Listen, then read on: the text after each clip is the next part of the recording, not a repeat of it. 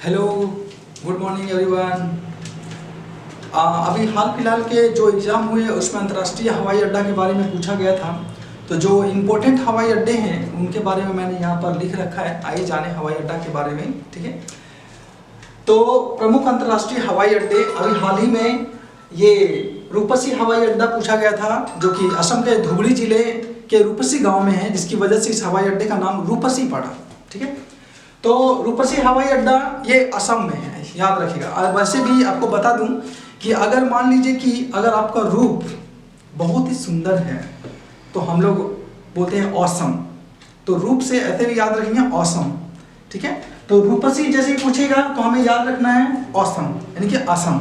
ठीक है, दूसरा है इंदिरा गांधी अंतर्राष्ट्रीय हवाई अड्डा दिल्ली में। इंदिरा गांधी हमारे देश की महिला प्रथम प्रधानमंत्री बनी थी। ठीक है, तो इंदिरा गांधी अंतर्राष्ट्रीय हवाई अड्डा बोलेंगे तो दिल्ली, राजधानी हम लोगों का है दिल्ली, नई दिल्ली। ठीक है ना।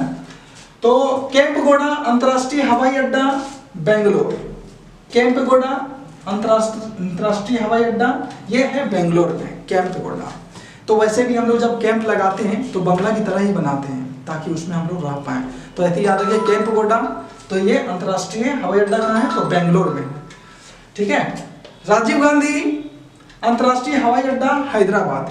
ठीक है, राजीव गांधी अंतर्राष्ट्रीय हवाई अड्डा याद रखना कहाँ है, तो हैदराबाद। अगर आप राजी हो जाते हैं किसी काम के लिए तो हम बोलते हैं कि हैरानी का बात है, तो हैरानी से हैदराबाद याद रखेंगे। ठीक है, दाबोलिम अंतर्राष्ट्रीय हवाई अड्डा गोवा।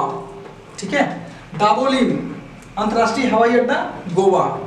ठीक है, आगे देखते हैं वीर सावरकर अंतर्राष्ट्रीय हवाई अड्डा, ये हमें याद रखना पोर्ट ब्लेयर। जैसा कि पता है कि अंडमान निकोबार में वीर सावरकर को काला पानी की सजा दी गई थी। ठीक है, तो इस नाम से फेमस है वीर सावरकर। वो पोर्ट ब्लेयर जो राजधानी अंडमान निकोबार का। ठीक है, तो वीर सावरकर बोले तो अंतर्राष्ट्रीय हवाई अड्डा कहाँ है, तो पोर्ट ब्लेयर। ठीक है, नेक्स्ट है चौधरी चरण सिंह अंतर्राष्ट्रीय हवाई अड्डा, तो लखनऊ।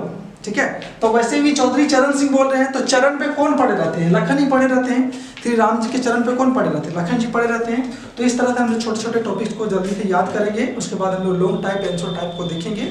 ठीक है, जो आपके आने वाले पीसीएस ठीक है के अलावा एसएससी रेलवे में भी काम आएंगे। तो चलिए आगे बढ़ते हैं।